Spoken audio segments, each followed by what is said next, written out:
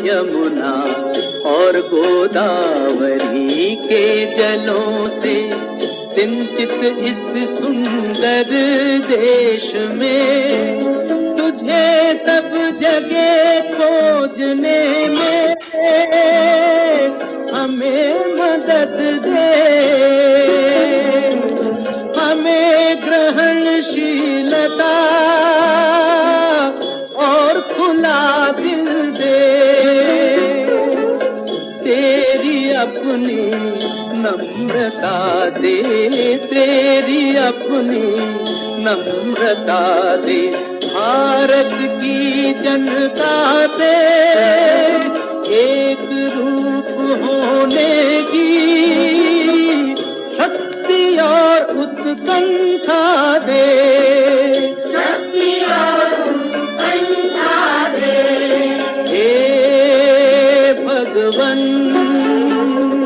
हे भगवन, तू तभी मदद के लिए आता है जब मनुष्य शून्य बनकर तेरी शरण लेता है। हमें वरदान दे, हमें वरदान दे कि सेवक और मित्र के नाते इस जनता की हम सेवा करना चाहते हैं, उससे कभी अलग ना पड़ जाए, उससे कभी अलग ना पड़ जाए। हमें त्याग भक्ति और नम्रता की मूर्ति बना, ताकि इस देश को हम ज्यादा समझे और ज्यादा चाहे। हमें वरदान दे, हमें वरदान दे, हे भगवन, हे भगवन, हे भगवन, हे।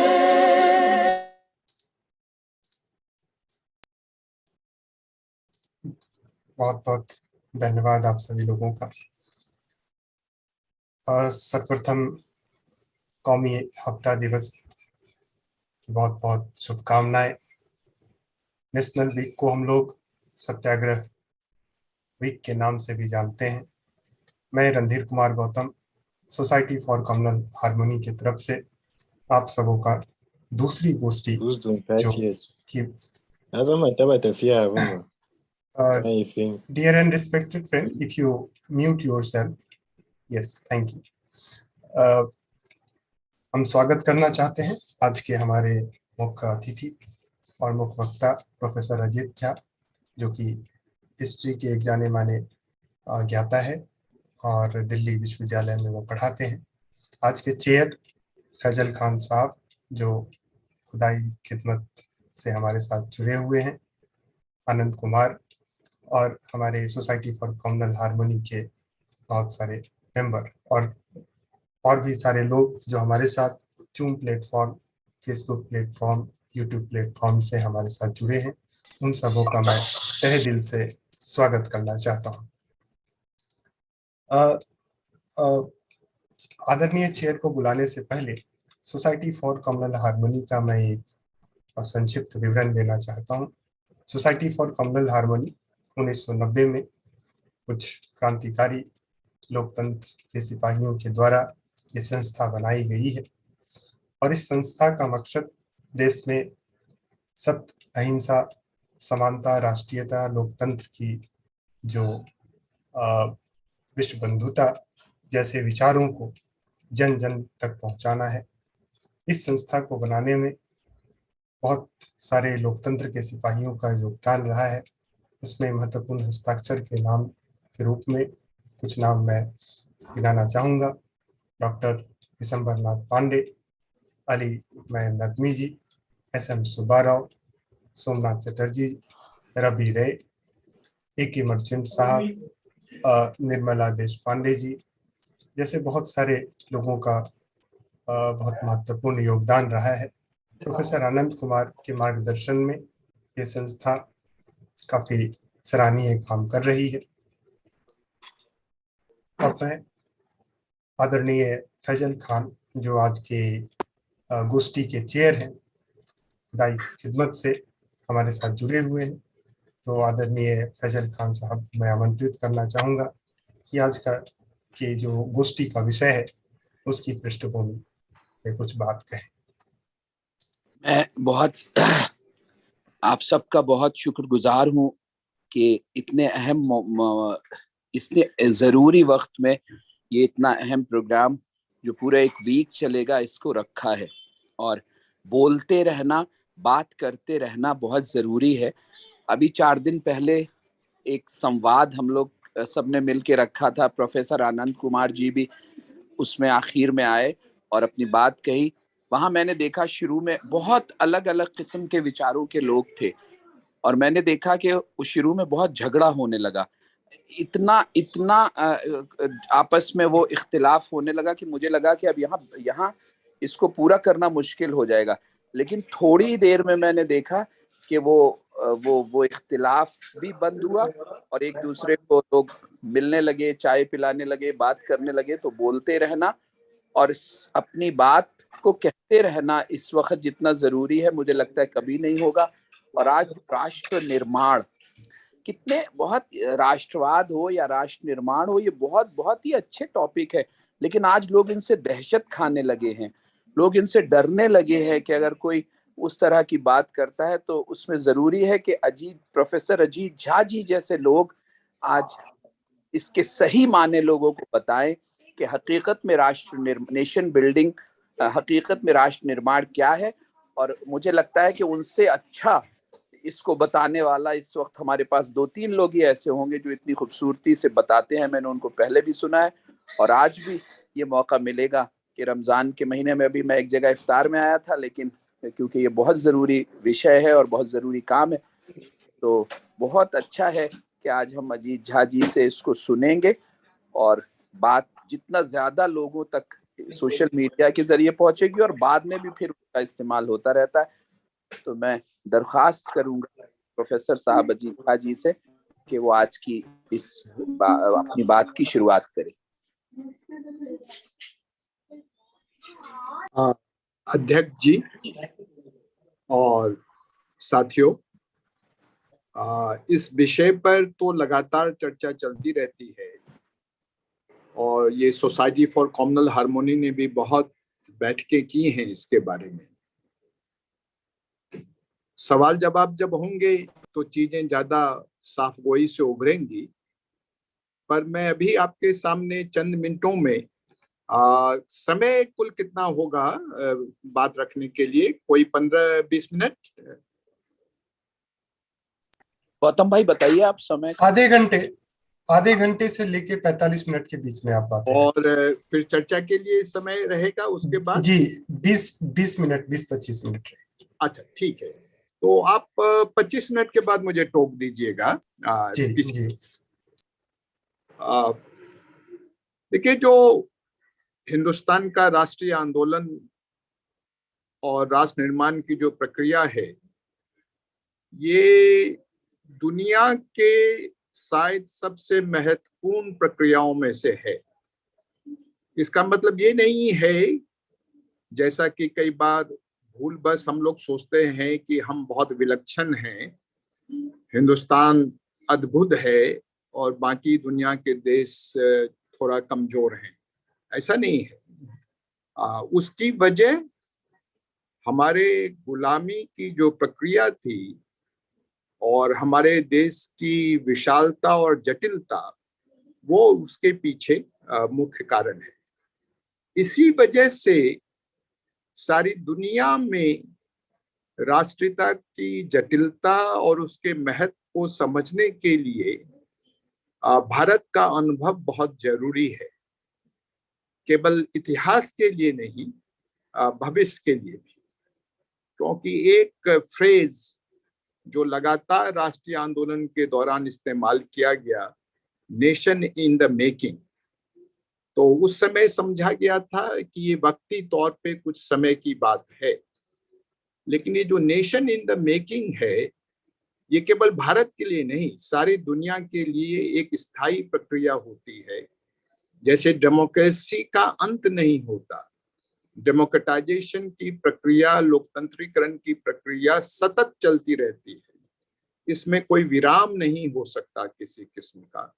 ऐसे ही राष्ट्र निर्माण की प्रक्रिया में कोई विराम नहीं होता, हमेशा सचेत तौर पर सक्रियता पूर्वक राष्ट्र का निर्माण करना पड़ता है, नहीं तो राष्ट्र बनते भी हैं और राष्ट्र टूटते भी। और दोनों तरह के उदाहरण हमारे सामने भरपूर है कि कैसे राष्ट्र बनते हैं और कैसे राष्ट्र टूटते हैं।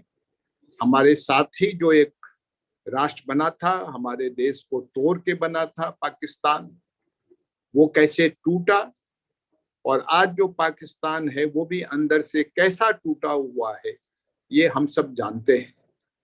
और जो लोग भारत को पाकिस्तान बनाना चाहते हैं और वो लोग जब राष्ट्र की बात करते हैं तो ये बात बिल्कुल साफ रहनी चाहिए हमारे दिमाग में कि राष्ट्र निर्माण की भूमिका का न उन्हें कोई अनुभव है, न उसमें कोई हिस्सेदारी है, न उससे उनका कोई इमोशनल लगाव है।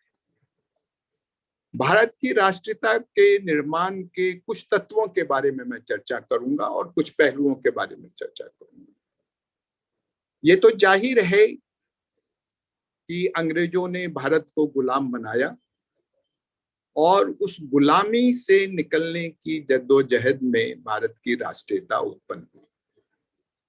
लेकिन हमें यह भी याद रखना चाहिए कि अंग्रेजों का इस देश में आना और शुरुआती जो लड़ाइयां थी अंग्रेजों की भारतीय शासकों के साथ, वो एक सामान्य पावर स्ट्रगल जिसको कहते हैं हिस्ट्री में, राज सत्ता स्थापित करने का जो संघर्ष होता है उसी किस्म का। इसलिए राजवंशों ने अपने आंतरिक झगड़ों में अंग्रेजों का इस्तेमाल किया, कई बार उनके साथ संधि की, कई बार उनके साथ समझौता किया। ये कोई अलग किस्म की सत्ता है, ये कोई नए किस्म का उपनिवेश लादने वाली सत्ता है, इसका एहसास काफी समय तक भारत के लोगों को नहीं था, भारत के शासकों को नहीं था, उस समय के जो बुद्धिजीवी थे उनको भी नहीं था। और जैसी बहुत सारी पावर्स हिंदुस्तान के अंदर थी, मराठास थे, मुगल थे, हैदराबाद के निजाम थे, अवध के नवाब थे, हैदर अली थे, और अफगानिस्तान के हमलावरों का भी भारत की राजनीति में दखल रहता था। वैसे ही अंग्रेजों ने भी भारत की राजनीति में अपना दखल बनाया और वो लड़ाइयां जैसे पहले होती थी उसी तर्ज पे हुई। पर जब बंगाल पे अंग्रेजों ने कब्जा किया और काफी समय तक उन्होंने खुद राज अपने हाथ में नहीं लिया, जब सिराजुद्दौला को हटाया तो मीर जाफर को उन्होंने नवाब बनाया, जब मीर जाफर को हटाया तो मीर कासिम को नवाब बनाया। लेकिन यहां से एक फर्क शुरू हो गया। मीर कासिम के राज में मीर कासिम एक नवाब थे, मीर कासिम अंग्रेजों की मदद से नवाब बने थे, मीर कासिम ने उनको पैसा दिया था उनको नवाब बनाने के लिए। लेकिन नवाब बनने के बाद जिस ढंग से अंग्रेजों का दखल था बंगाल की अर्थव्यवस्था में, बंगाल की राजनीति में, उसका बस एक किस्सा बता करके राष्ट्रवाद की बुनियाद की पृष्ठभूमि कैसे हमारे सामने स्पष्ट होती जाएगी, उसका एक किस्सा मैं आपको बता रहा हूं, एक नमूना बता रहा हूं। वो सामान्य सा मीर कासिम जो अंग्रेजों से मिला हुआ था, पैसा दे के न, उसने जब ये देखा कि एक नवाब के नाते जो उसकी न्यूनतम ड्यूटी है अपनी प्रजा के लिए कुछ करना, उनकी रक्षा करना, ये काम वो नहीं कर पा रहा है। और अंग्रेजों ने उसके ऊपर ये शर्त ला दी कि ईस्ट इंडिया कंपनी तो कोई टैक्स नहीं ही देगी किसी किस्म का। आजकल भी बहुत कॉन्सेशन की बात चलती रहती है कंपनियों की। ईस्ट इंडिया कंपनी के कर्मचारी जो व्यक्तिगत व्यापार करेंगे उसमें भी वो राज्य को कोई टैक्स नहीं देंगे। उसका नतीजा क्या था? उसका नतीजा ये था कि जो भारतीय व्यापार में लगे थे वो किसी भी हालत में व्यापार कर नहीं सकते थे, क्योंकि उनको टैक्स देना पड़ता था। और मीर कासिम की राजस्व की स्थिति बहुत खराब थी, क्योंकि अंग्रेजों की मदद से वो सत्ता में आया था और बहुत पैसा उसने दिया था अंग्रेजों को। रेवेन्यू का भी बड़ा हिस्सा उसे देना पड़ता था। और अंग्रेजों को जो कॉन्सेशन थे, एग्जेम्पशन थे, उसकी वजह से भी रेवेन्यू उसके पास कम आ रहा था। पर उसके बावजूद मीर कासिम ने यह फैसला लिया कि अगर अंग्रेजों से वो टैक्स नहीं ले सकता तो बंगाल के लोगों से भी, व्यापारियों से भी वो टैक्स नहीं लेगा। और उसने सारे व्यापार को टैक्स माफी दे दी। इसका कोई उदाहरण आपको सामान्य इतिहास में नहीं मिलेगा। ये अंग्रेजी राज का जो विशिष्ट चरित्र था उसके समझने की शुरुआत थी, और कहीं न कहीं राष्ट्रवाद की भी शुरुआत थी। और धीरे धीरे ये एहसास कि ये कोई सामान्य पावर प्लेयर नहीं है, किसी और राजा की तरह, किसी और हमलावर की तरह नहीं है। ये जो सत्ता स्थापित कर रहे हैं वो बिल्कुल अलग तरह की है।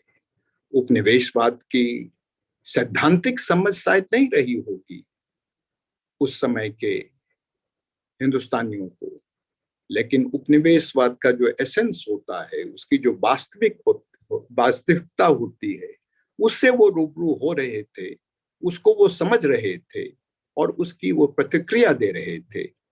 इसलिए जो सेकंड वेव है रेजिस्टेंस का, उस सेकंड वेव में आप देखेंगे कि किसी भी सत्ताधीश को सत्ताओं की अदला बदली सारी दुनिया के इतिहास में आम बात है,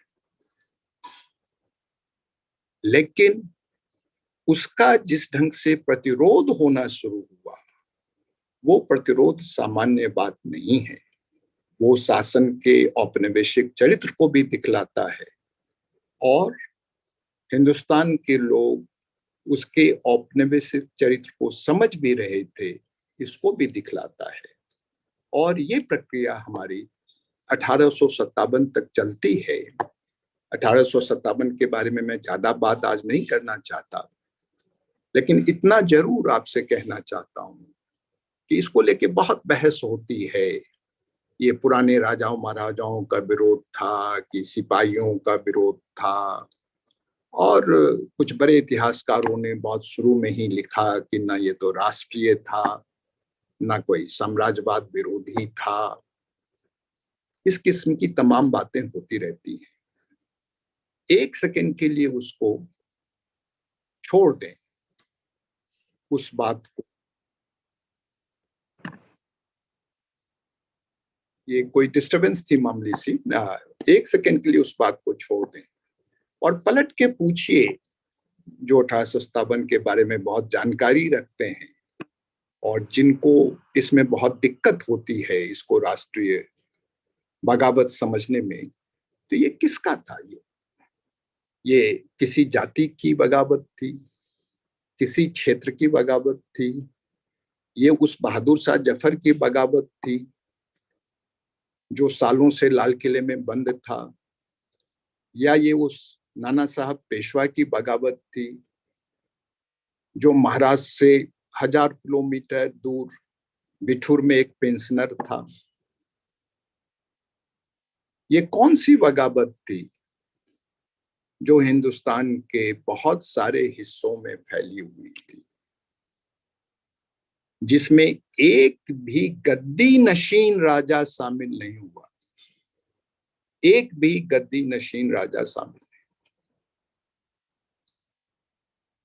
इस बगावत को जब हजरत महल ने इसको नेतृत्व दिया, या बहादुर शाह जफर के नाम पर जब यह बगावत हुई, या लक्ष्मीबाई के नेतृत्व में जब यह बगावत हुई, जो सारी दुनिया के सामंती राजा राजवाराओं का इतिहास होता है कि वो लड़ते हैं और संधि करते हैं, समझौता करते हैं, जरूरत पड़ने पे सरेंडर भी करते हैं। 57 के जो बगावती थे, चाहे राजा हो, चाहे धर्मगुरु हो, चाहे सिपाही हो, किसी ने कभी कोई समझौता नहीं किया, मरते दम तक लड़े। इस परिघटना को एक साम्राज्यवाद विरोधी संघर्ष के अलावा, इस आदर्श को एक राष्ट्रीय संघर्ष के अलावा किस ढंग से समझा जा सकता है? हर फरमान में हिंदू मुसलमान एकता की जिस ढंग से बात हुई, जितने भी प्रोक्लेमेशन हैं 1857 के, उसको किस ढंग से समझा जा सकता है? इसके बारे में थोड़ा हमको सोचने की जरूरत है। तो ये एक ट्रेंड है, रेजिस्टेंस का एक ट्रेंड है, जो समाज के विभिन्न क्षेत्रों में विभिन्न तबकों के द्वारा अक्सर अलग अलग लेकिन कभी कभी मिलकर के भी किया गया। ये एक विरासत है जिसने आने वाले समय में एक ज्यादा परिपक्व राष्ट्रीय आंदोलन को जन्म दिया। एक दूसरी विरासत भी, वो दूसरी विरासत क्या है? दूसरी विरासत ये है कि जो नया बुद्धिजीवी वर्ग भारत में बना, उनमें शुरुआत के समय में साम्राज्यवाद का एहसास नहीं था। वो ब्रिटिश सत्ता यहां से चली जाए, ये भी शायद नहीं चाहते। लेकिन हमारा देश 100 साल के ब्रिटिश शासन के बाद, 150 साल के ब्रिटिश शासन के बाद दुनिया के प्रमुख देशों में नहीं है, इसका उन्हें एहसास था। हमारा देश इंग्लैंड की तुलना में बहुत गरीब है, इसका उन्हें एहसास था। और हमारे देश को भी उसी ढंग से विकास करना चाहिए, समृद्धि के उसी स्तर पर पहुंचना चाहिए जिस स्तर पर इंग्लैंड है, इसकी उन्हें आकांक्षा थी। और इस प्रक्रिया में क्या क्या बाधाएं हैं देश के अंदर, उन बाधाओं की पहचान करना और ब्रिटिश सरकार की जिन नीतियों के कारण भारत गरीब हो रहा है उसकी पहचान करना, और जिनको अंग्रेज परस्त कहा जाता है, उन्हीं बुद्धिजीवियों ने सबसे पहले अंग्रेजों के सामने बार बार ये विश्लेषण रखा, किताबें लिखी कि कैसे आपकी नीतियां भारत को गरीब बना रही हैं, भारत को तबाह कर रही हैं। इसकी समझ उनकी बिल्कुल साफ थी, लेकिन साथ ही साथ उनकी ये समझ भी साफ थी, जिसको आज हमें ज्यादा याद रखने की जरूरत है, कि हमारे समाज में, हमारे धर्मों के अंदर, सभी धर्मों के अंदर कई तरह की गड़बड़ियां हैं, कई तरह की परेशानियां हैं। उनको दूर किए बगैर, उनसे बाहर निकले बगैर एक सबल राष्ट्र का निर्माण नहीं हो सकता है, एक बेहतर राष्ट्र का निर्माण नहीं हो सकता है।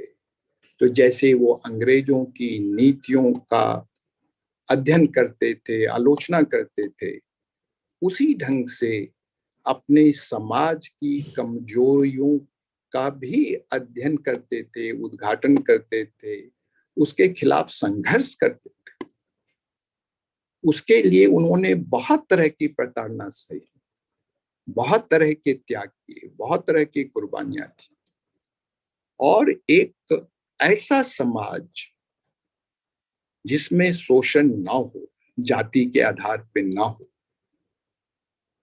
लिंग के आधार पे ना हो, धर्म के आधार पे ना हो, क्षेत्र के आधार पे ना हो, इसकी समझ और एक ऐसा समाज बनाना है जिसमें ये सब चीजें खत्म करनी है। और इसका एहसास सभी देशवासियों को होना चाहिए और इन कमियों से निकलने का संकल्प हमको लेना चाहिए। ये धारणा उन्होंने बनाई और इसका फैलाव भी किया। और जब ये दोनों धाराएं धीरे धीरे कन्वर्ज करने लगी, एक प्रतिरोध की धारा और एक नए हिंदुस्तान के निर्माण का आधार क्या होगा, अपनी कमियों से कैसे लड़ना है। इसमें कई लोग ये भी कहते हैं, एक पूरी थ्योरी है, ज्यादा तो इंग्लैंड अमेरिका में चलती है, पर हिंदुस्तान में भी उसका बहुत असर रहता है, कि ये तो असल में गुलाम मानसिकता के लोग थे, ये तो पश्चिम से आक्रांत थे, पश्चिम की सफलता से इतना चकाचौंध हो गए थे कि ये पश्चिम परस्त हो गए थे, इसलिए अपने धर्म की आलोचना करते थे, अपनी परंपरा की आलोचना करते थे। ये बिल्कुल तथ्य से भी परे है और इन महापुरुषों का जो जीवन है, संघर्ष है, उसका भी एक मजाक बनाता है। राम मोहन राय जब सती प्रथा का विरोध कर रहे थे तो वो पश्चिम से आक्रांत होने के कारण नहीं कर रहे थे। बहुत ईसाई मिशनरियों को ये उम्मीद थी कि वो ईसाई बन जाएंगे, क्योंकि वो हिंदू धर्म की कुरीतियों के खिलाफ संघर्ष कर रहे थे। लेकिन उन ईसाइयों को बहुत निराशा हुई जब राम मोहन राय ने उन्हें उनके धर्म की कमियों के बारे में भी बताया। और आज हम लोगों के दिमाग से विस्मित होती जा रही है कि वो संस्कृत के विद्वान थे, वो पर्शियन के विद्वान थे, और जो उपनिषदों का नया भाष्य शुरू हुआ इस देश में, नए तरीके से कह सकते हैं, उपनिषदों की रीडिस्कवरी हुई, उसका ओरिजिन भी हम राम मोहन राय में देख सकते हैं। वो पश्चिम से आक्रांत, पश्चिम से चकाचौंध इंसान नहीं थे। जब फ्रांस में क्रांति हुई, उसको हिंदुस्तान में उन्होंने सेलिब्रेट किया। वो इंग्लैंड से आक्रांत हिंदुस्तानी नहीं थे, लेकिन ये प्रचार भी किया जाता है, इस किस्म का भी प्रचार किया जाता है। ईश्वरचंद्र विद्यासागर अपने समय के साहित्य संस्कृत के सबसे बड़े पंडित थे, जिन्होंने अपने पैसे से लड़कियों के लिए स्कूल खोला, और जब लड़कियां स्कूल जाती थी तो उन पर पत्थर फेंके जाते थे, उनको गालियां दी जाती थी। तो अपने आंतरिक कमियों से लड़ना होगा, बिना आंतरिक कमियों से लड़े बगैर कोई अच्छा देश नहीं बन सकता। इस संकल्प के साथ समाज और धर्म सुधार का आंदोलन शुरू किया गया। और जब ये दोनों धाराएं मिलने लगी तो भारतीय राष्ट्रवाद का जो परिपक्व स्वरूप है 20वीं शताब्दी में, वो धीरे धीरे निखरने लगा, जिसमें उसका साम्राज्यवाद की समझ ज्यादा गहरी और सैद्धांतिक होती गई, उसका साम्राज्यवाद का विरोध भी ज्यादा प्रखर होता गया। और हम कैसा हिंदुस्तान चाहते हैं, कैसा हिंदुस्तान बनाना चाहते हैं, एक समृद्ध हिंदुस्तान, एक सक्षम हिंदुस्तान, लेकिन साथ ही साथ हमारे समाज और देश की कमियों को भी हमें समझना है, उसको भी दूर करना है। जो शक्तियां बनाए रखनी चाहती हैं कठमुल्लापन को, सरे गले रीति रिवाजों को, उनके साथ सीधे संघर्ष करना है और अपनी परंपरा और अपनी संस्कृति में जो सृजनात्मकता है, जो हमारी सभ्यता की खूबियां हैं, उसको आत्मसात करके नए भारत का निर्माण करना है।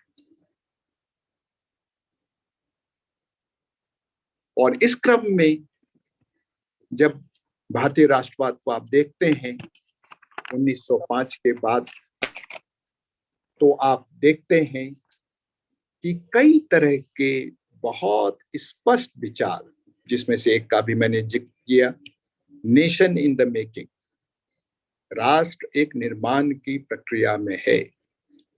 उस समय शायद ये समझा गया था कि ये निर्माण हो जाएगा, कुछ सालों में हो जाएगा। उस पचड़े में हमें पड़ना नहीं चाहिए, लेकिन राष्ट्र निर्माण के तत्व क्या होंगे, भारत राष्ट्र कैसे बनेगा, या भारत की राष्ट्रीयता कैसे सुदृढ़ होगी, इसके बारे में बिल्कुल स्पष्ट समझ थी कि जो डाइवर्सिटी है, विविधता है, इस विविधता के सम्मान से, इस विविधता के साथ ही भारत की एकता बनेगी। चाहे वो भाषा की भिन्नता हो, चाहे क्षेत्र की भिन्नता हो, चाहे धर्म की भिन्नता हो, इसको भारतीय राष्ट्रवाद ने कभी एक कमजोरी की तरह नहीं देखा। शायद हमें से बहुत लोगों को ये याद नहीं रहता है कि जिस वंदे मातरम की हम बात करते हैं और जो स्वदेशी आंदोलन का सबसे महत्वपूर्ण स्लोगन था,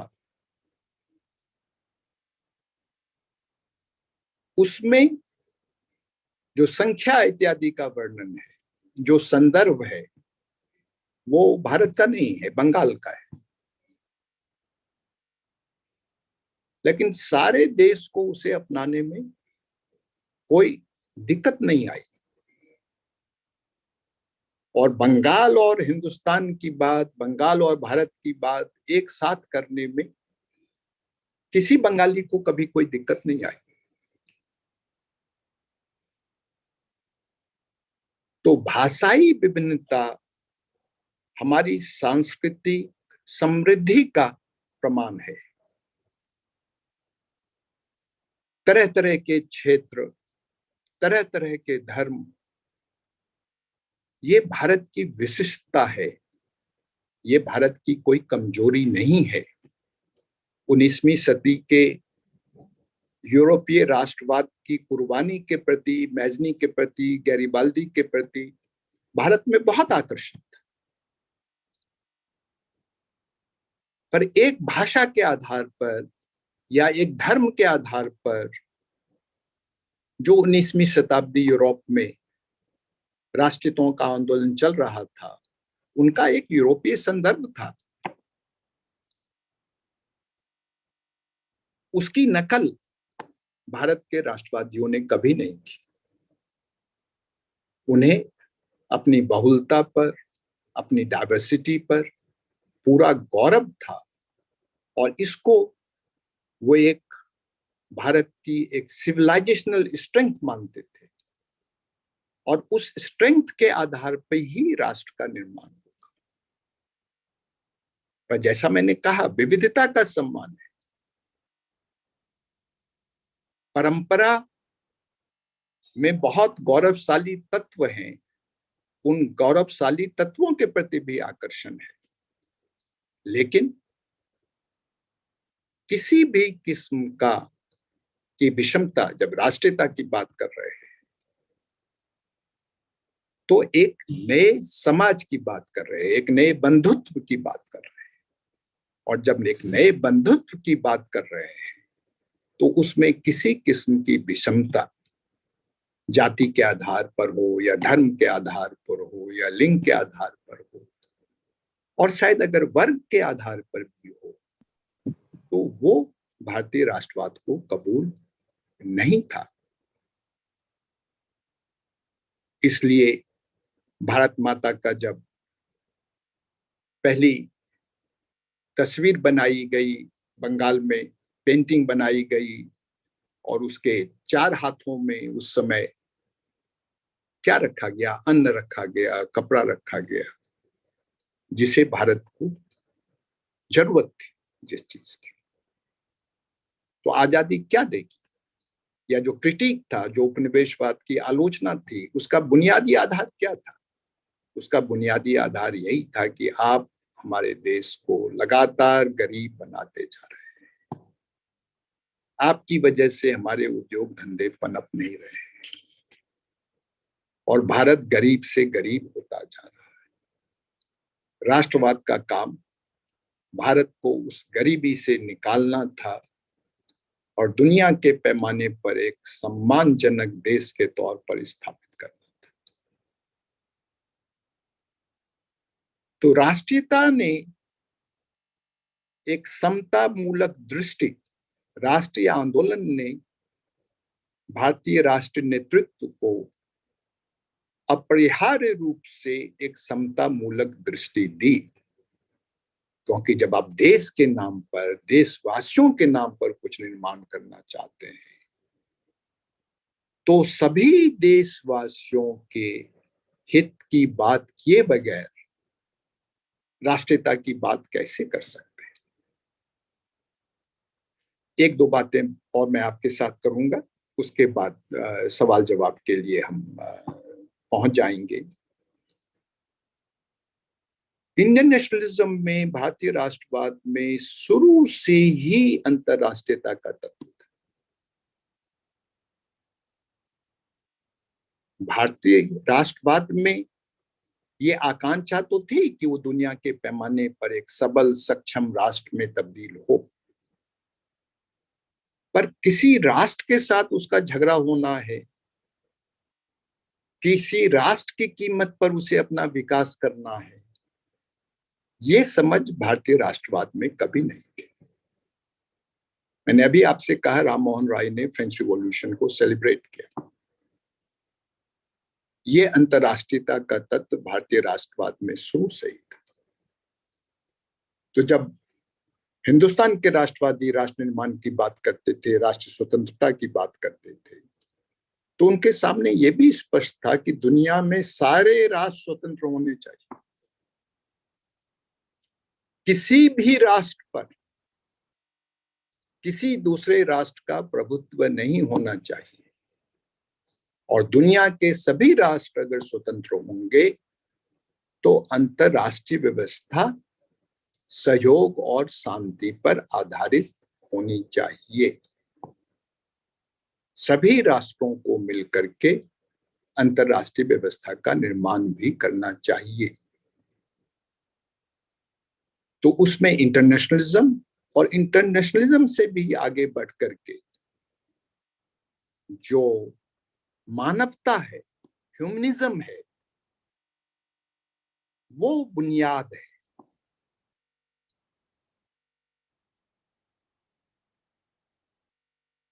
और इसके बारे में आपको कुछ चंद उदाहरण दे करके मैं इस सेक्शन को खत्म करूंगा।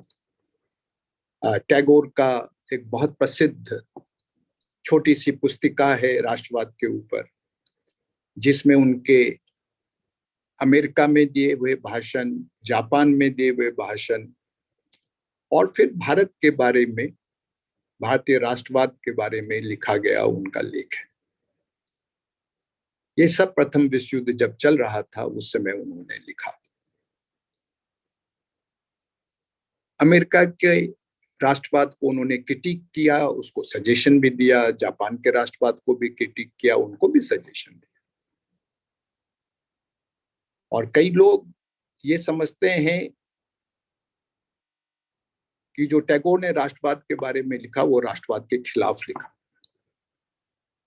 अगर उसको ध्यान से पढ़ेंगे तो वो राष्ट्रवाद के खिलाफ नहीं है। कुछ बड़े नेताओं को भी ऐसे लगा। एक बहुत बड़े देश के नेता ने टिप्पणी भी की कि ये स्वदेशी का टैगोर है या सर रविन्द्रनाथ टैगोर है। लेकिन टैगोर की उस पुस्तिका को अगर हम ध्यान से पढ़ेंगे तो टैगोर राष्ट्रवाद के खिलाफ कुछ नहीं लिख रहे हैं, लेकिन राष्ट्रवाद का जो एक रूप उस समय दुनिया में चल रहा था, जो साम्राज्यवाद के साथ साथ प्रथम विश्व युद्ध का एक प्रमुख कारण था, उस समय राष्ट्रवाद के बारे में जिस ढंग की बातें हो रही थी, उस संदर्भ में टैगोर ने अपने देशवासियों के लिए लिखा कि मैं नहीं चाहूंगा कि हमारे देशवासियों को ऐसी शिक्षा दी जाए जिसमें उनसे ये कहा जाए कि देश जो है वो इंसानियत के आदर्शों से भी ऊपर है। देश व्यक्ति से ऊपर हो सकता है, देश के अंदर रहने वाले किसी समूह के निहित स्वार्थ से भी ऊपर हो सकता है, लेकिन क्या देश का हित इस बात में हो सकता है कि हम इंसानियत के मूल्यों को ही खत्म कर दें? क्या देशभक्ति के नाम पे हम बलात्कार कर सकते हैं? देशभक्ति के नाम पर हम निहत्थे लोगों की हत्या कर सकते हैं? और मैं नाम लेके कहना चाहता हूं, इस वक्त जिनको भारत सरकार हिंदुस्तान का सबसे बड़ा देशभक्त बतलाती है, उन्होंने अपने लेखों में लिखा है कि ऐसा करना चाहिए, हत्या करनी चाहिए, बलात्कार करना चाहिए, तभी हिंदू राष्ट्र असल में राष्ट्र बनेगा।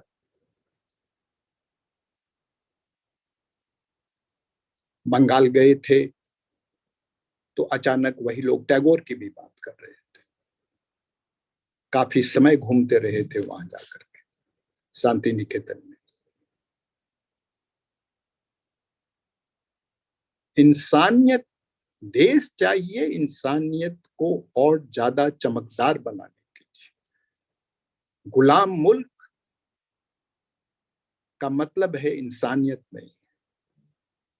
अगर दुनिया के सभी मुल्क आजाद नहीं होंगे, केवल औपचारिक तौर पे नहीं, वास्तविकता में आजाद नहीं होंगे, इसलिए राष्ट्रीयता की जरूरत आज भी है, सारी दुनिया को जरूरत है।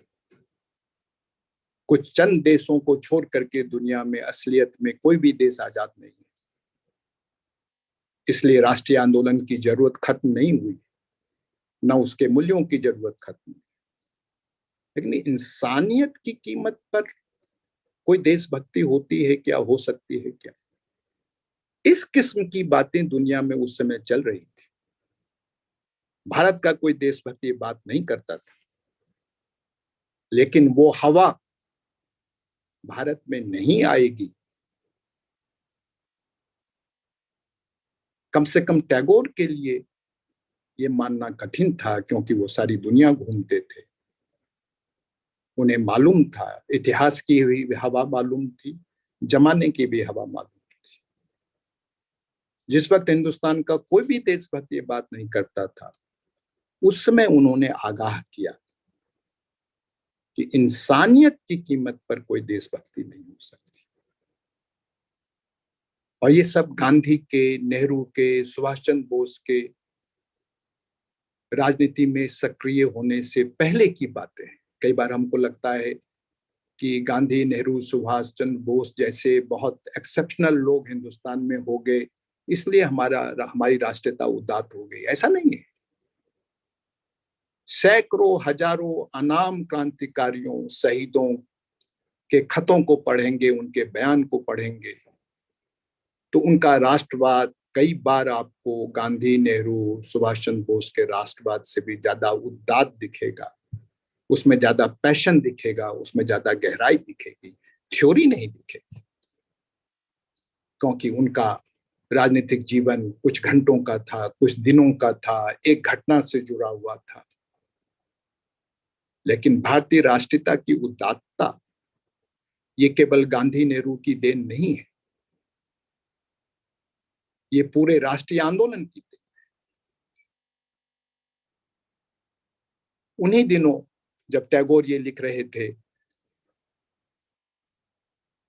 उन्हीं दिनों चित्तरंजन दास ने भी ये कहा कि हमारा राष्ट्रवाद फ्रांस और जर्मनी के झगड़ालू राष्ट्रवाद की तरह नहीं, युद्ध उन्माद वाले राष्ट्रवाद की तरह नहीं।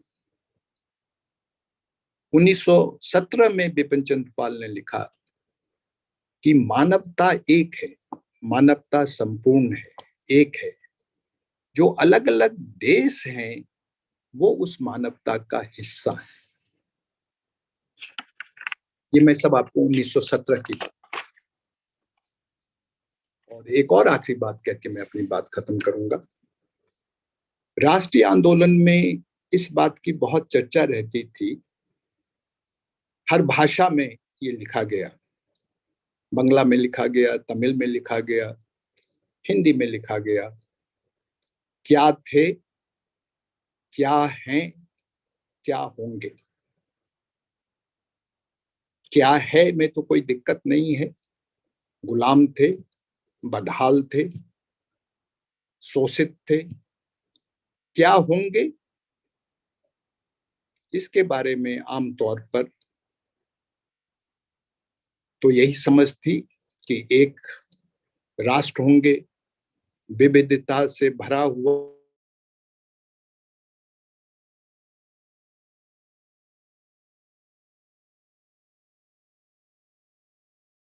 बंधे होंगे, और दुनिया के किसी देश में जितनी समृद्धि हो सकती है वो भारत में होगी। क्या थे को लेके कुछ लोग जानबूझ के लफड़ा खड़ा करते हैं, हालांकि इसकी चर्चा हम कर चुके हैं।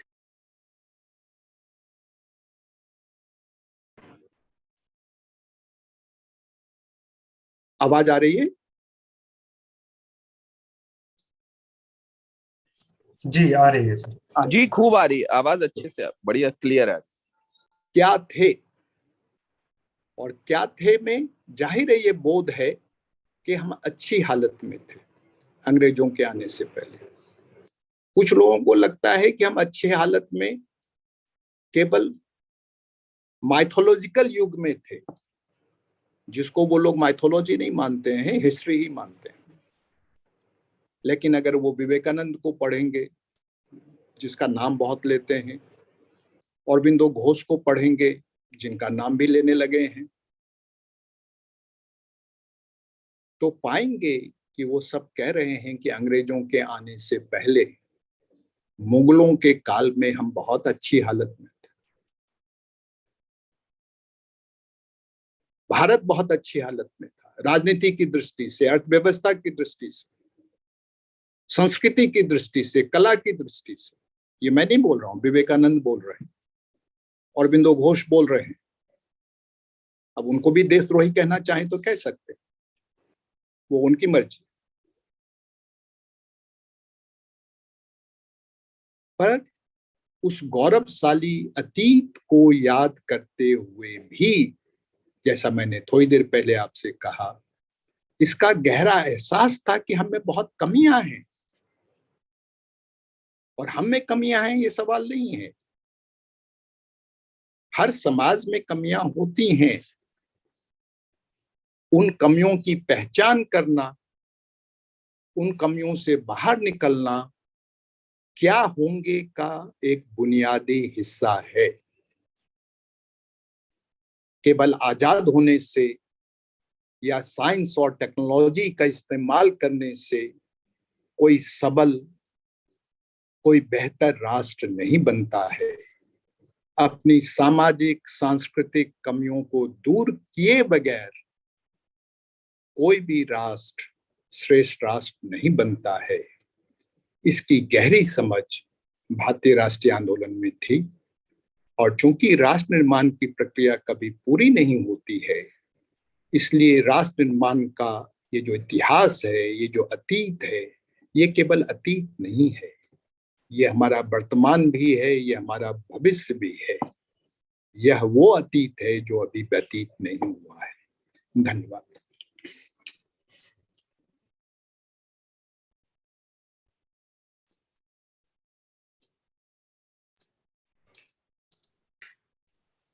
बहुत बहुत धन्यवाद सर। आपने लगभग हर उस दर्शन, उस विचारधारा, इन महानायकों का योगदान का जिक्र किया, और उनके मूल में जो रचनात्मक चिंतन है, जिसमें सत्य, अहिंसा, डाइवर्सिटी, कोएग्जिस्टेंस, पीस, बहुत ही खूबसूरत तरीके से आपने कहा कि जो राष्ट्र निर्माण की प्रक्रिया है वो अंतहीन प्रक्रिया है, और आज का जो वक्त है वो कल का वक्त होगा, और जो कल का वक्त था वो आज का वक्त है। बड़ी खूबसूरत तरीके से, बहुत ही सिंपल तरीके से काफी अच्छा अपने उद्बोधन दिया। मैं आदरणीय पार्टिसिपेंट से निवेदन करना चाहूँगा। फिलहाल एक सवाल चैट बॉक्स में आ गया है, प्रोफेसर साजी वर्गीस हैं, वो थोड़ा इंग्लिश में लिखे हैं, तो मैं पढ़ दूं सवाल, या आप जी, देख पा रहे हैं? नहीं, मैं देख भी लूंगा जी, मैं देख भी लूंगा जी।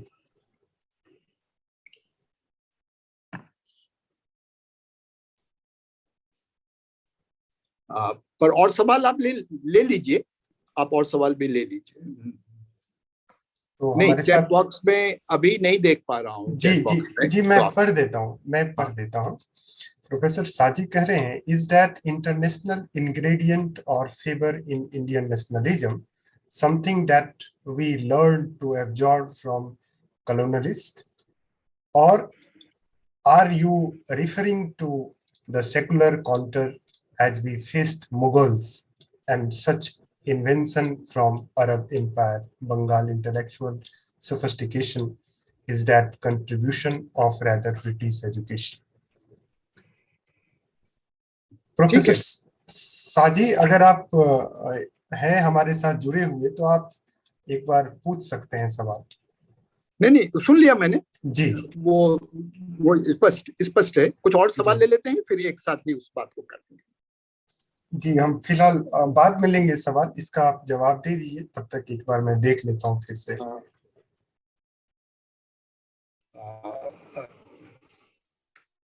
It was, in fact, in my view, neither. It was neither due to the British influence or colonial influence or education, nor due to the past traditions, because the internationalism about which we are discussing in this context is primarily about the progressive developments all over the world. And when Indian nationalism was exploring freedom for itself, then it was totally committed for freedom of every nation. So Indian nationalists were very alert about international developments on the issues of democracy, nationalism, self-determination, etc. So it was their own value orientation which they derive from their own specific context and their own aspiration. They were not in that sense realists. Sometimes, of course, they entered into negotiation with colonial state, that if they can get some benefit, they may compromise on some principles in international politics. In that sense, they were realist also. It was not that they were not realists during Second World War. At some stage, despite Gandhiji's opposition and warning, was willing to participate with allied forces if freedom may be granted. But again, there was ideological reason also, because ideologically they were convinced that Hitler will create a world which will be much more difficult than the world in which we are living in. So it was not simply opportunism. Ideological element was also there. So it was basically the sophistication of understanding of their own experience and the value system which they adopted that propelled them towards a humanist international perspective.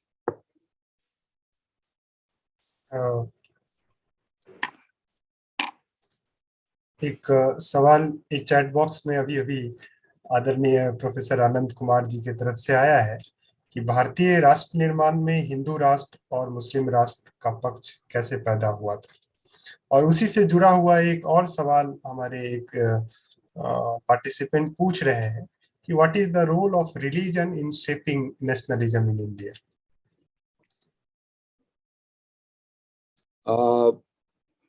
दोनों ये जो सवाल है English में, उन्हें English में ही answer भी चाहिए। वो जो सवाल पूछ रहे हैं वो उनका नाम वगैरह देख लीजिए।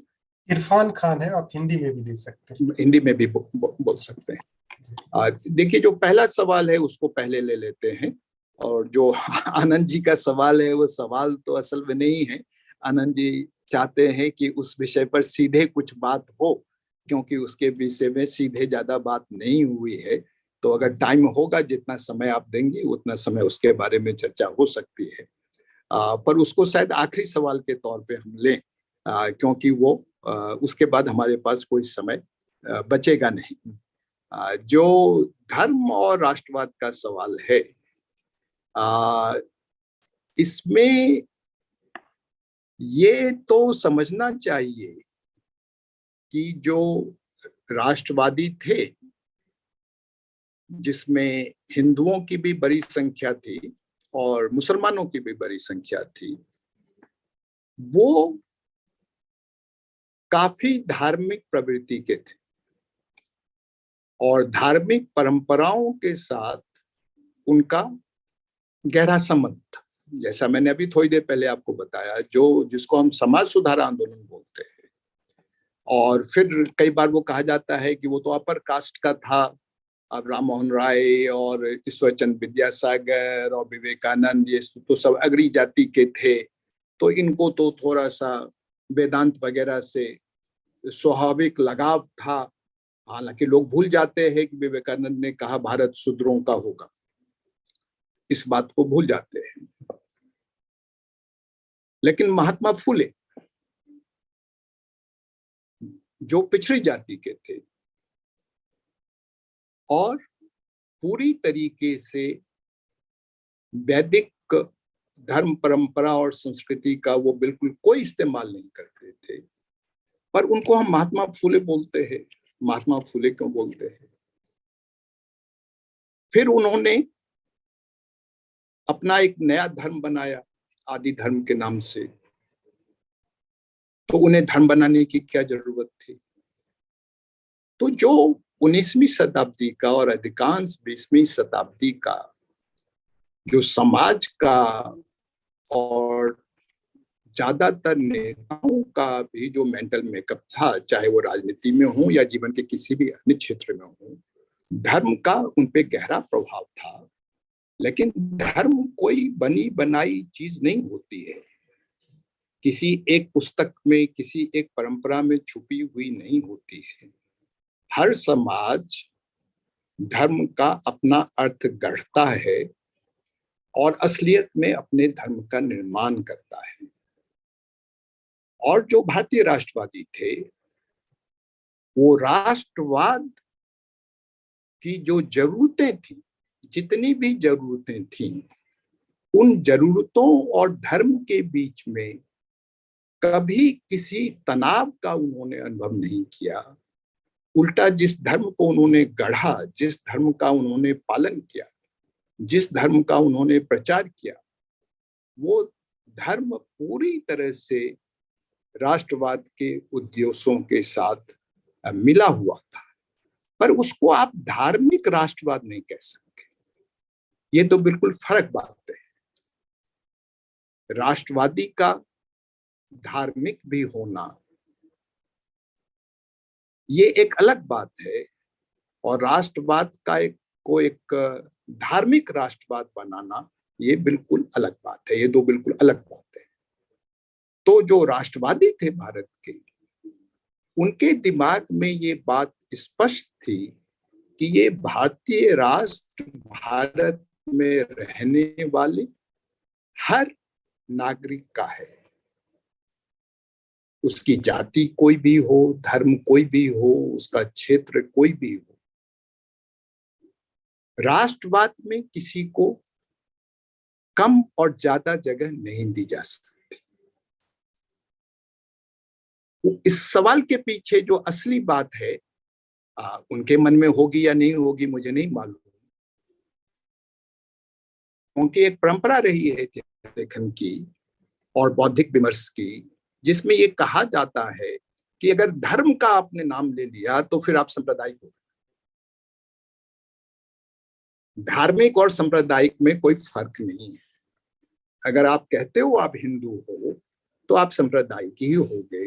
अगर आप कहते हो कि आप मुसलमान हो तो आप सांप्रदायिक ही होगे। अब बहुत ऐसे लोग हैं जो हिंदू या मुसलमान नहीं हैं और सांप्रदायिक नहीं है, इसमें कोई शक की बात नहीं है। पर ज्यादातर हिंदू और मुसलमान भी सांप्रदायिक नहीं है,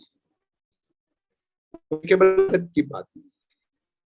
कभी कभी किसी मौके पर ऐसा लगता कि धर्म मान्य समूह सांप्रदायिक है, पर वो धर्म के कारण सांप्रदायिक है, किसी किताब के कारण सांप्रदायिक है, किन्हीं परंपराओं के कारण सांप्रदायिक है, या किसी और कारण से है। गौतम बुद्ध के लेखन में ऐसा क्या है कि श्रीलंका के बुद्धिस्ट सिंहली जो हैं वो हत्या करने पे उतारू थे तमिलों का? गौतम बुद्ध के दर्शन में ऐसा क्या है ये मुझे मालूम नहीं।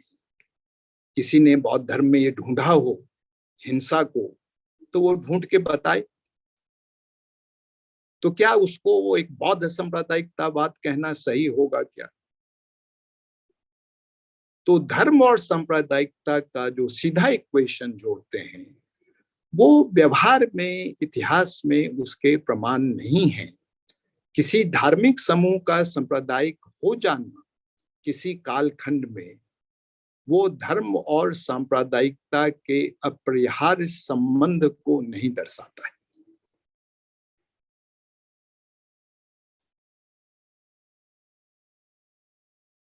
ज्यादातर लोग धार्मिक थे, ज्यादातर लोग हिंदू आस्था या इस्लाम में आस्था रखते थे, कई क्रिश्चियन भी थे, कई पारसी भी थे।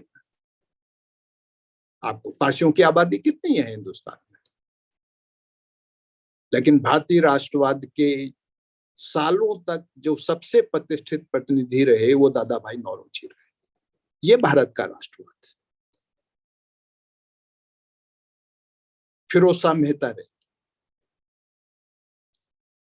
जब तक दादा भाई नौरोजी राजनीति में थे उस समय तक पूरे भारत में उनसे सम्मानित कोई नेता नहीं था। जब गोखले और तिलक में बहुत झगड़ा बढ़ गया तो लगा अब क्या करें यूनिटी के लिए, तो दादा भाई नौरोजी को अध्यक्ष बना दो कांग्रेस का, जिनके सामने कोई बोल नहीं सकता। ये भारत का राष्ट्रवाद है। तो वो पारसी थे इसलिए वो पारसी सांप्रदायिक थे, भारतीय राष्ट्रवादी नहीं थे, ऐसी समझ हमारी नहीं होनी चाहिए। कोई और सवाल ना हो तो आनंद जी ने जो बोलने को कहा है, मैं सवाल तो नहीं कहूंगा उसको, जो बोलने को कहा है उसके बारे में थोड़ी बात कर सकते हैं। जी, समय की तो थोड़ी किल्लत है, लेकिन हम बहुत सारे लोग हमारे साथ जुड़े हुए हैं, तो उसमें से अगर कोई कुछ अपनी राय रखना चाहते हैं 2-3 मिनट में तो वो रख सकते हैं एज ए डिस्कशन के रूप में। ये कार्यक्रम भाई अनिल नौरिया जी की प्रेरणा से शुरू हुआ था और वो कल पहले वक्ता थे, आज प्रोफेसर अजीत झा और फैजल खान साहब ने अपना योगदान दिया है। तो ये कौमी हफ्ता मनाने का जो प्रयास था उसका क्या कारण था ये बता देते तो फिर ये जो अभी हम लोग 7 दिन करेंगे और 13 तारीख को जालियांवाला बाग में जो लोग गुजरे उनकी याद में एक शाम शहीदों के नाम करेंगे, तो उसकी प्रासंगिकता और स्पष्ट हो जाती। शायद ये अंसार अली साहब कुछ कहना चाहते।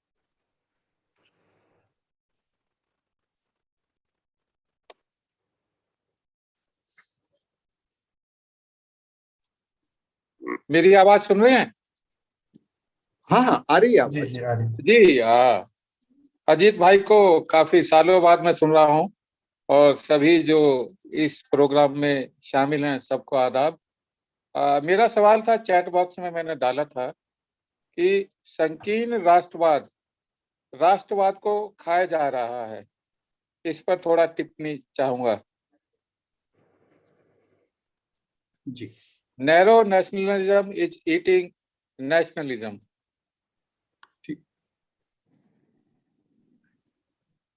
कोई और सवाल, कोई और टिप्पणी? तो फिर हम क्लोजर की तरफ बढ़ें इन सवालों को लेते हुए। जी जी उससे एक मेरा भी साथ में जुड़ा हुआ जी सवाल, जी जैसे नेशनलिज्म को लेके जिस प्रकार जयप्रकाश नारायण जी का भी जो स्पष्ट विचार रहा है कि नेशनलिज्म जितनी समाधान नहीं लेकर आया उससे ज्यादा जो है वो समस्या लेके आ गया है। Nationalism has created more problem than it solve. तो उसमें है कि एक जिसको कहते हैं रचनात्मक नेशनलिज्म की क्या भूमिका, कैसे उसको बनाया जाए, क्योंकि जिस प्रकार से सोशलिस्ट भी मुझे लगता है कि उस हद तक में फेल हो गए हैं, जिसमें इंडियन कॉन्शसनेस इंडियन चेतना को जिस तरीके से रिफ्लेक्ट करना था नेशनलिज्म के रूप में, उसमें असफल रहे। और जो नेशनलिज्म का दुरुपयोग जो हम देख रहे हैं राइट विंग के द्वारा किया जा रहा है, तो आखिर कहाँ हमसे चूक हुई, कहाँ हमसे कमी हो रही? तो इस पे आप अगर सोशलिस्टिक फ्रेमवर्क में क्या लिमिटेशन रही उसको अगर आप उद्धृत करें तो मेहरबानी। आपके सवाल का तो जवाब अभी नहीं दे पाऊंगा क्योंकि बहुत बड़ा सवाल है, लेकिन मैं सिर्फ एक बात कहना चाहता हूं कि कभी कभी जब आप देखते हैं कुछ विरोधी ताकतें बहुत बढ़ जाती हैं तो उसका कारण अपरिहार्य रूप से हमारी अपनी कमियां नहीं होती हैं। हम कई बार इस गलतफहमी का शिकार हो जाते हैं। ये तो ठीक है, हमें अपनी कमियां देखनी चाहिए और अपनी कमियों से निकलना चाहिए, वो भी, इसमें कोई शक की बात नहीं है। पर जो इतिहास के प्रवाह होते हैं वो केवल हमारी कमियों और खूबियों से संचालित नहीं होते।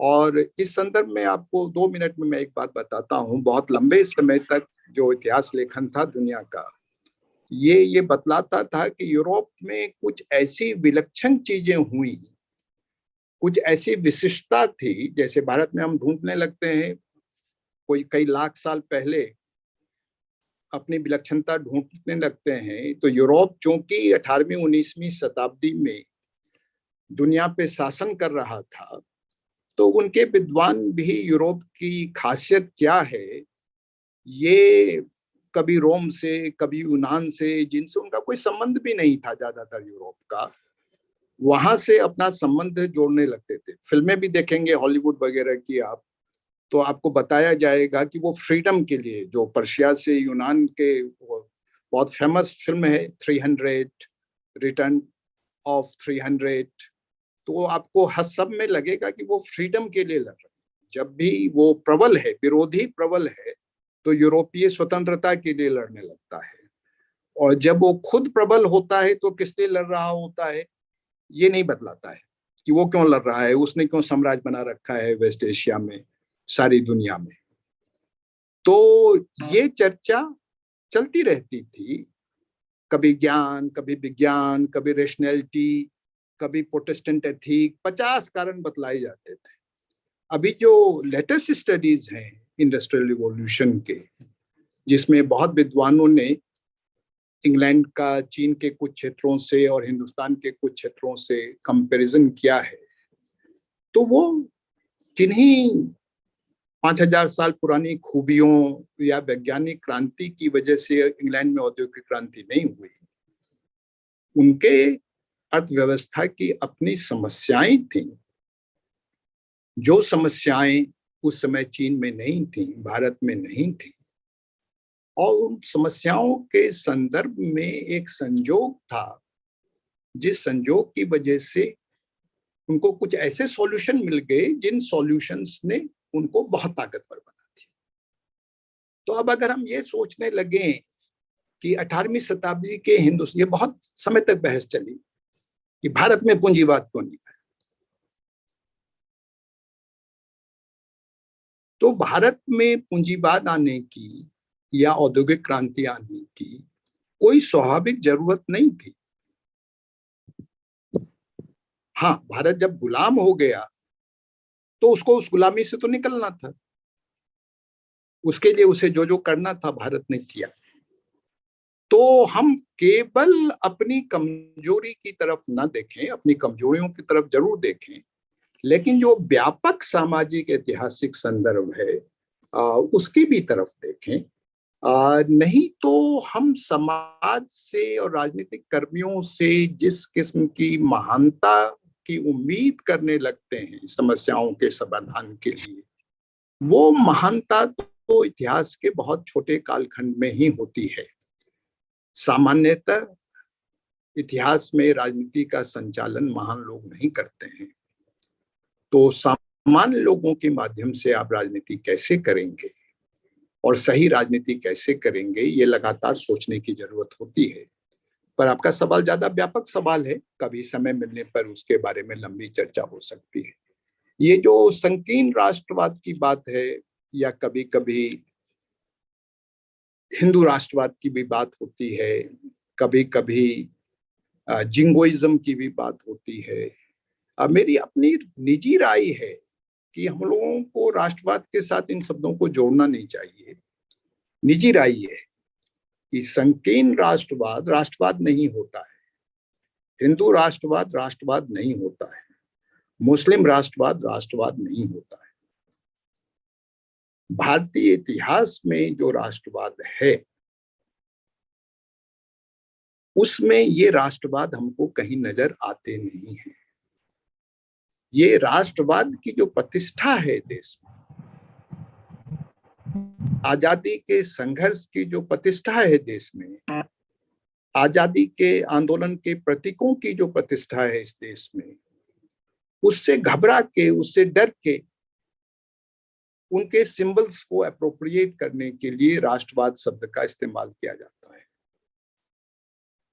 पर हम लोग खुद भी उसको राष्ट्रवाद कहने लगते हैं। फिर अभी मैं एक शिविर में था कुछ समय पहले, तो वहां किसी ने कहा पॉजिटिव नेशनलिज्म, किसी ने कहा इंक्लूसिव नेशनलिज्म, फिर किसी ने सजेस्ट किया कि कॉन्स्टिट्यूशनल नेशनलिज्म।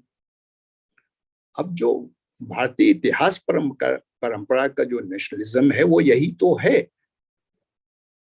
नेशनलिज्म इसके अलावा भी कुछ है भारत में, हो सकता है उसको भी नेशनलिज्म माना जाए, ये हमको स्वीकार नहीं करना चाहिए। आरएसएस की सांप्रदायिकता है, आरएसएस का राष्ट्रवाद नहीं है। हम उसे महिमा मंडित ना करें कि आरएसएस एक राष्ट्रवादी संगठन। हिंदू राष्ट्रवाद नहीं होता है, हिंदू सांप्रदायिकता हो सके, हिंदू सांप्रदायिकता भी नहीं, आरएसएस की सांप्रदायिकता।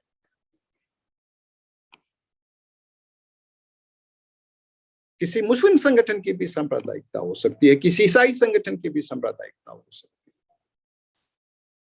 उनको हम अपनी ओर से राष्ट्रवाद ना कहें। राष्ट्रवाद को चुनौती संकीर्ण राष्ट्रवाद से नहीं मिल रही है, राष्ट्रवाद को चुनौती राष्ट्रवाद विरोधी शक्तियों से मिल रही है, राष्ट्र विरोधी शक्तियों से मिल रही है, जो राष्ट्र को तोड़ना चाहते हैं, जो राष्ट्र नहीं चाहते हैं। जो उनकी समझ है, उनके हिसाब से जो हिंदू है, जिसका कोई आधार नहीं है, परंपरा में भी कोई आधार, जिसको हम कहते हैं जाति वर्ण आधारित परंपरा, उसमें भी उसका कोई आधार नहीं। इसलिए हिंदू से भी कुछ लेना देना नहीं है। एक संगठन है, उसका एक नजरिया है, अपने उस नजरिए को कभी वो राष्ट्रवाद कहता है, कभी उसे हिंदू राष्ट्रवाद कहता है। आजकल एक नया इंडिक शब्द का इस्तेमाल हो रहा है। हमें ये स्वीकार करने की जरूरत नहीं है। हाँ, वो हावी है। वो हावी इसलिए नहीं है क्योंकि वो राष्ट्रवादी हैं। जो हमारे संचालक ने जो सवाल पूछा था, वो एक बड़ा कारण है।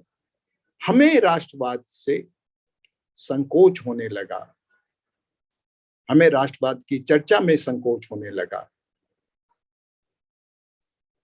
हमने धीरे धीरे भारतीय राष्ट्रवाद की गौरवशाली परंपरा को ओन करने से मना कर दिया।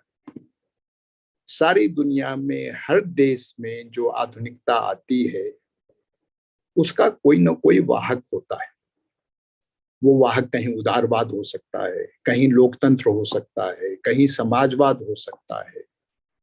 भारत में उसका वाहक राष्ट्रवाद था।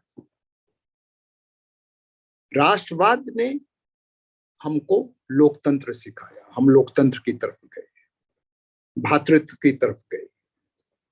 राष्ट्रवाद ने हमें समता उन्मुख बनाया, समाजवादी नहीं बनाया राष्ट्रवाद, लेकिन समाजवाद की पृष्ठभूमि तैयार की। पर हम लोगों को राष्ट्रवाद से परहेज होने लगा। इसलिए जो राष्ट्रवादी नहीं है वो भी अपने आप को राष्ट्रवादी कहता है, तो हम मान लेते हैं कि हाँ भाई, आरएसएस भी किसी न किसी किस्म के राष्ट्रवादी है। वो किसी किस्म के राष्ट्रवादी। हाँ, राष्ट्रवाद का की जो ऐतिहासिक भूमिका है इस देश में, राष्ट्रवाद की जो इवोकेटिव भूमिका है इस देश में, एक सामान्य नागरिक देश के लिए शहीद होने वाले भगत सिंह के साथ अपना एक संबंध देखता है। वो सुभाष चंद्र बोस के साथ अपना एक संबंध देखता है।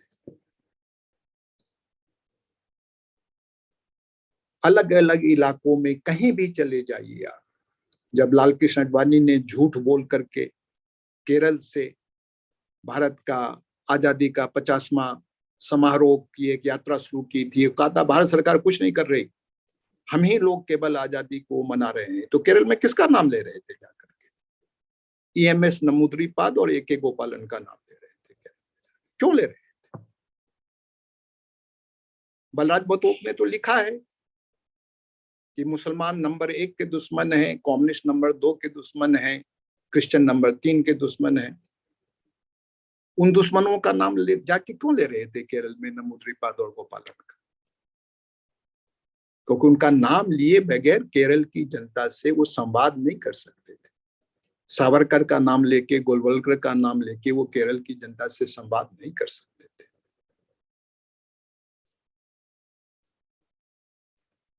तो जो आपकी दुश्मन शक्तियां हैं, उनमें ये लचीलापन है, उन्हें लोगों की चेतना का हमसे बेहतर अंदाजा है। और जैसा फैजल भाई बता रहे थे किसी मीटिंग का, मैं तो उस मीटिंग में नहीं था, पर उसमें वो झगड़ा क्यों हुआ होगा उसका अंदाजा मैं लगा सकता हूं कि एकदम शुद्ध बात तक हम कैसे पहुंचे। जो आप कह रहे हैं उसमें तो ये अशुद्धियां हैं, इसको जब तक आप ठीक नहीं करेंगे, जैसे जब तक आप ये नहीं कहेंगे कि मैं हिंदू नहीं हूं, तब तक तो आप सेकुलर नहीं हो सकते, तब तक तो आप नेशनलिस्ट भी नहीं हो सकते। हमारे यहाँ ये बहस बहुत समय से चल रही है, अभी और चलती रहेगी, और अगर यही बहसें चलती रहेंगी तो हमारा खेमा कमजोर रहेगा।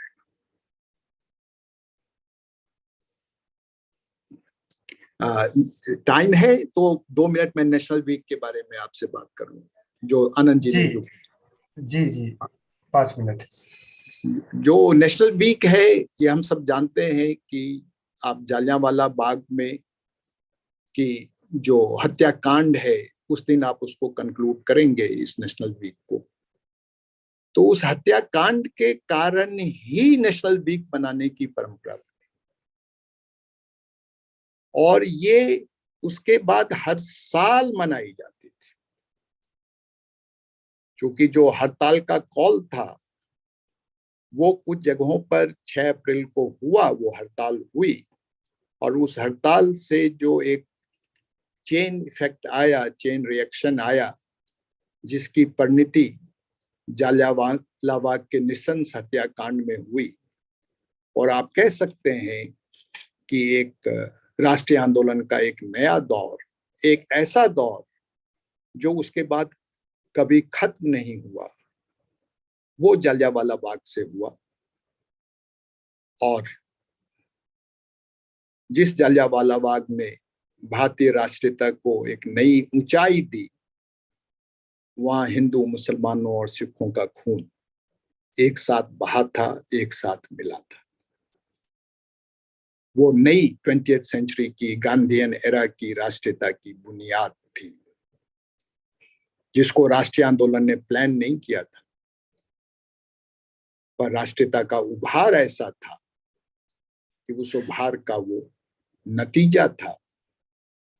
और बहुत लंबे समय तक वो स्मृति देश में रही, आज भी वो स्मृति देश में है। उस स्मृति के बारे में चर्चा करने की जरूरत है और नेशनल वीक इसीलिए कांग्रेस हर साल मनाती थी कि वो जो हमारे साथ जो ब्रिटिश सत्ता का जो निशंस चरित्र था, जो सारे देश और दुनिया के सामने आया, और क्यों हमारे लिए आजादी एक एकदम से तात्कालिक लक्ष्य है जिसको टाला नहीं जा सकता है, इसकी स्मृति हमें बनी रहे, हम संकल्प करें। इसलिए नेशनल वीक की परंपरा जो है वो शुरू हुई और इस परंपरा को अगर फिर से शुरू कर रहे हैं तो आने वाले सालों में और बड़े पैमाने पर इस नेशनल वीक को लोगों के बीच में जाकर के मनाया जा सकता है। मुझे याद है, अभी आज अनिल नौरिया हैं या मालूम नहीं मुझको, लेकिन कोई 20-25 साल पहले जामिया में ये दिन उन्होंने मनाया था एक मोहल्ले में, जिसमें मैं गया था।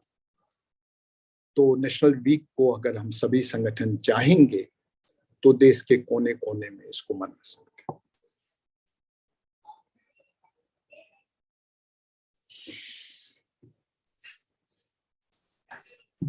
जी बहुत बहुत धन्यवाद सर। आपने बहुत अब ये समय हो चला है, तो मैं आदरणीय शशि शेखर सिंह जी से निवेदन करूंगा कि वो आज की जो गोष्ठी है उसका उद्बोधन, उसका जो है समापन का काम करें। धन्यवाद रणधीर भाई। हमारे प्रिय साथी अजीत जी के संभाषण के बाद और उद्बोधन के बाद जो मैं बहुत गंभीरता से और तन्मयता के साथ सुन रहा था और बहुत कुछ जानने और सीखने का मौका मिला। फैजल साहब तो खुदाई खिदमतगार के रूप में पूरे देश में घूम घूम कर कौमी एकता के लिए काम कर रहे हैं। उनके प्रति तो जितना भी आभार प्रकट किया जाए वो कम है। और communal society for communal harmony की तरफ से लगातार वो इतने सक्रिय हैं जो हम लोगों के लिए भी निरंतर प्रेरणा का विषय है। आज के इस विषय में जो एक राष्ट्र निर्माण की प्रक्रिया के संबंध में अजीत जी ने बताया और बहुत विस्तार से बताया, और काफ़ी जिसको कह सकते हैं कि उसको हमारे साथियों को और खास करके फेसबुक लाइव है या अन्य प्रकार से जो हम लोगों तक पहुंच रहे हैं तो उनको समझने का एक बहुत अच्छा अवसर मिला। और उन ऐतिहासिक संदर्भों को भी उन्होंने समझाया, खास करके 1857 के संबंध में जो उन्होंने जिक्र किया। और बहुत प्रकार की भ्रांतियां पैदा कर दी जाती हैं कि वो किस प्रकार से राष्ट्रीय आंदोलन का हिस्सा नहीं था या तमाम तरह की बातें, तो ये भी भ्रांति बहुत सारे साथियों की दूर हुई होगी। खास करके मीर कासिम के विषय में जो बात उन्होंने कही और किस प्रकार से मीर कासिम खुद मीर जाफर के दामाद थे और किस प्रकार से वो नवाब बनाए गए, और उसके बाद जो एक बात अद्भुत उन्होंने बताई कि उन्होंने अगर ब्रिटिश व्यापारी टैक्स नहीं देंगे तो भारतीय भी टैक्स नहीं देंगे। ये मीर कासिम का एक अद्भुत कदम था और राष्ट्र निर्माण में इस कदम का बहुत व्यापक योगदान समझने में हम लोगों को सहूलियत हो रही है। मुझे लगता है कि ये जो आज का विषय और उस विषय के साथ हमारे साथी अजीत जी ने काफी न्याय किया है, और मुझे लगता है कि लगातार ऐसे उद्बोधन हम भविष्य में भी सुनेंगे। रही बात कौमी एकता जो या कौमी सप्ताह जो हम मना रहे हैं, और अभी अजीत जी ने कहा कि अनिल नौरिया साहब हैं या नहीं है। अजीत जी, अनिल नौरिया साहब लगातार आपकी बातों को सुन रहे हैं, वो बैठे हुए हैं, और आपने जब जामिया का जिक्र किया तो वो वहां से मुस्कुरा भी रहे थे। मुझे लगता है कि इतिहास के इन बहुमूल्य क्षणों को आपने याद किया, और मुझे लगता है कि हम लोग निरंतर इस तरह के कार्यक्रम को आगे बढ़ाएंगे और पूरे देश में कौमी हफ्ता मनाया जाए, लोग इसको जाने।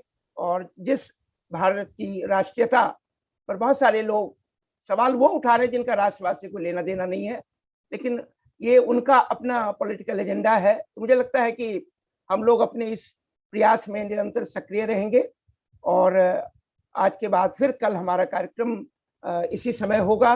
और मैं चाहूंगा भाई रणधीर से कि कल के कार्यक्रम की भी वो घोषणा कर दें, और मैं सबके प्रति सोसाइटी फॉर कम्युनल हार्मनी की तरफ से आभार प्रकट करता हूं, अपने श्रोताओं के प्रति, वक्ता के प्रति तो, और हमारे अध्यक्ष के प्रति तो है ही, और हमारे भाई आनंद जी जो अपनी तमाम व्यस्तताओं के बावजूद आज मौजूद हैं और ग्वालियर में थे, हो सकता है ग्वालियर में ही होंगे।